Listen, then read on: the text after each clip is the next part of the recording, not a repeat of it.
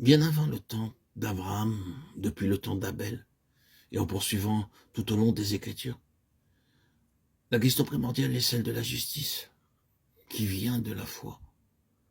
Nous nous souvenons de la lettre énormément vaste et soigneusement argumentée de Paul sur la justice, qui est par la foi en Jésus-Christ. Oh, quelle puissance! Or, la pensée de Dieu pour son peuple est que les siens se maintiennent dans cette position, qu'ils soient là, comme placés devant lui, et revêtus de sa propre justice. Quel état d'être dans cette réalité! La justice même de Dieu nous enveloppant, de sorte que, tandis que Dieu nous regarde, il ne voit rien d'autre que sa propre justice, rien de ce que nous sommes par nature. Oh, ne pensons pas, bien-aimés frères et sœurs en Christ, que ce soit trop élémentaire. C'est une chose ultime. C'est l'un des grands résultats en faveur du vainqueur à la fin. Et c'est sur ce point que Satan lutte jusqu'au bout. S'il peut parvenir à nous amener, vous ou moi, ou tout autre enfant de Dieu, à perdre ce terrain-là de la foi, de la confiance, et à accepter la condamnation sous ses accusations, il a gagné. Mais s'il lui arrive de rencontrer un enfant de Dieu qui, malgré toutes les accusations, toute la provocation de la nature et tout ce que Satan, le grand dragon rouge, dans sa furie, sa cruauté, sa haine, son accusation et son pouvoir peut produire sur lui, n'en tient pas moins son terrain dans la foi et dit « Oui, tout cela peut être vrai. Cependant, aux yeux de Dieu, à cause de la foi en Christ Jésus, je suis participant de sa justice même. » Alors Satan est défait. C'est cela le vainqueur. C'est une question d'état par la foi. Que recherche Satan en ce qui nous concerne? Nous détruire. Non pas de la façon dont nous le pensons parfois. Il a un seul centre à sa cible. Et c'est la foi, celle qui a trait à la justice de Dieu en Jésus-Christ.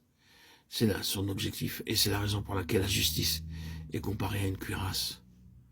Vous vous souviendrez de la parole que nous trouvons dans Ésaïe 59, 17. Il se revêt de la justice comme d'une cuirasse.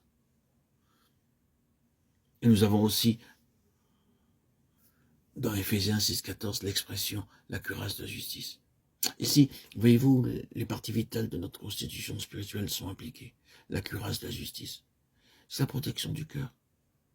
Mais que voulons-nous dire par la protection du cœur? Eh bien, considérons un ou deux passages et nous verrons aussitôt ce que cela signifie. Dans la lettre aux Hébreux, c'est très clairement expliqué d'une autre manière. C'est un symbole pour le temps présent. Il signifie que les dons et les sacrifices présents ne peuvent rendre parfait sous le rapport de la conscience celui qui rend ce culte. Combien plus le sang de Christ, qui par l'Esprit éternel s'est offert à lui-même sans tâche, à Dieu, purifiera-t-il votre conscience des œuvres mortes, afin que vous serviez le Dieu vivant. Hébreux 9, 9, 14. C'est une question de conscience. C'est là au centre du cœur. Vous avez une mauvaise conscience et vous vous sentez mal à l'aise dans votre cœur. Comment allez-vous agir à l'égard de cette mauvaise conscience?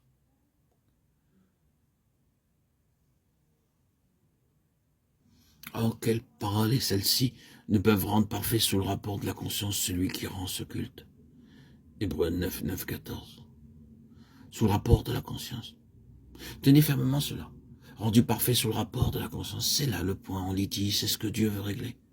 Or, il est dit de ses sacrifices et de ses dons, qui n'étaient que des symboles, qu'il ne pouvait régler cette question, mais que le sang de Christ, qui par l'Esprit éternel s'est offert lui-même, sans tâche à Dieu, purifie la conscience.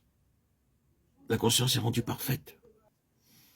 Comment le sang de Christ opère-t-il cela? La justice est dans ce sang. Ce sang est la nature incorruptible de la vie du Seigneur Jésus. Incorruptible. J'aime toujours méditer cette parole. Ce n'est pas simplement une nature non corrompue, mais une nature incorruptible. Une nature qui ne peut pas être corrompue, qui est au-dessus du pouvoir de la corruption.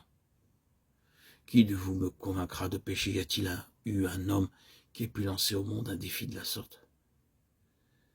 Car tu ne livreras pas mon âme au séjour des morts. Tu ne permettras pas que ton bien-aimé voie la corruption. Acte 2, 24, 27.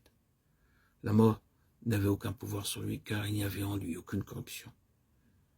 L'incorruptibilité est la destruction du pouvoir de la mort.